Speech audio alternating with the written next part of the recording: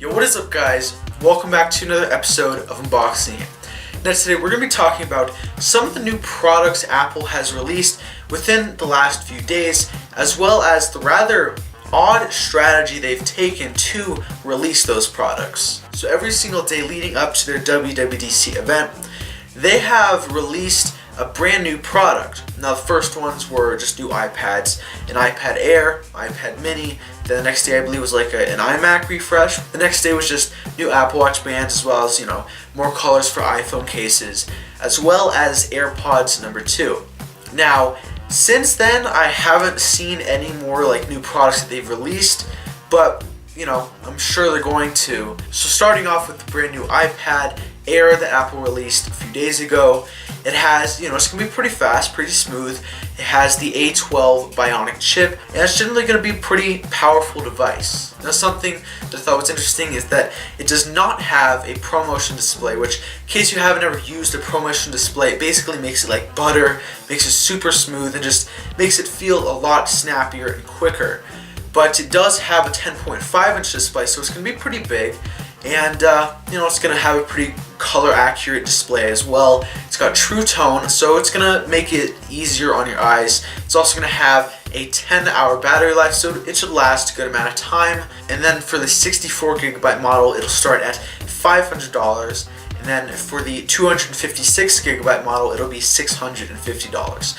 And now do keep in mind that this iPad Air will have Apple Pencil support. Not the second generation Apple Pencil, but just the original one, because these new iPads don't have the newest design where the Apple Pencil goes on the side. And then with the iPad Mini, it's got very similar specs. It's got 10-hour battery life. It's got the same megapixel count in terms of the cameras, but in terms of everything else, the specs are basically the same except for the 7.9-inch display and so on. Now in terms of the new iMacs, they're just to summarize it, it's basically going to be more powerful in every single way than its predecessor. So, it's going to have a much better display, be a lot crisper, a lot more vibrant. And basically, if you do any video editing or maybe photo editing, anything that requires a good amount of power, this new iMac should be able to do the job, because it's going to be pretty powerful. Now for the AirPods number 2, these are kind of interesting. They officially now have wireless charging inside of the case,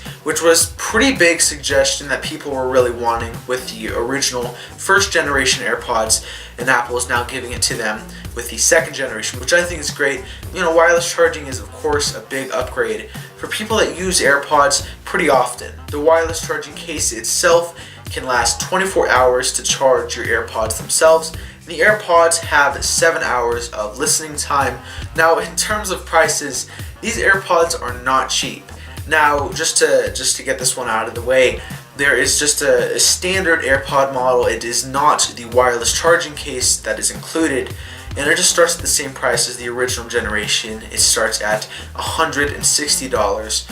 And then for the other model, which is just the AirPods that come with the wireless charging case, those are going to cost you $200, which, you can get some pretty good headphones on Amazon or Best Buy or whatever, and they're going to be a better experience. But you can get AirPods if you want as well. And then for people that don't want to upgrade to the second generation, just want to stick with their original AirPods that they got a few months ago, you can buy a separate wireless charging case that will cost you $80. So basically, to wrap all this up, Apple is following a rather odd strategy in terms of releasing their new products.